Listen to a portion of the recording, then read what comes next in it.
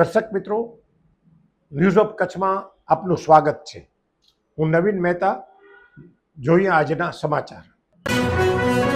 સળગતું container bridge નીચે લટક્યું। મુંબઈ સુરત વચ્ચે અકસ્માત થતા અફરાતફરી મચી। વાપી જીઆઈડીસી બ્રિજ ઉપરથી પસાર થતા એક કન્ટેનર અને ટેમ્પો વચ્ચે અકસ્માત સર્જાયો હતો, જે બાદ આગ ભભૂકી ઉઠી હતી, જેને પગલે દોડધામ મચી હતી। અકસ્માત અને આગની ઘટનાને લઈને મુંબઈ સુરત ટ્રેક ઉપર વાહન વ્યવહાર થોડીવાર માટે અટકાવવામાં આવ્યો હતો। ઘટનાની જાણ થતાં જ ફાયર બ્રિગેડની ટીમ તાત્કાલિક પહોંચી હતી। નેશનલ હાઈવે પર વાહન વ્યવહાર પ્રભાવિત થયો। વાપીમાં ટેમ્પો સાથે ટક્કર થયા બાદ સળગતું કન્ટેનર બ્રિજ નીચે લટકી ગયું હતું। અકસ્માત બાદ આગની ઘટનાને પગલે અફરાતફરીનો માહોલ સર્જાયો હતો, તેમજ થોડી વાર માટે નેશનલ હાઈવે 48ને બંધ કરી દેવામાં આવ્યો હતો, જેથી વાહન વ્યવહાર પણ પ્રભાવિત થયો હતો।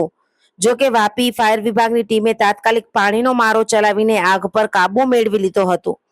બીજી તરફ આ અકસ્માતમાં કોઈ જાનહાનિ ન થતા તમામે રાહતનો શ્વાસ લીધો હતો।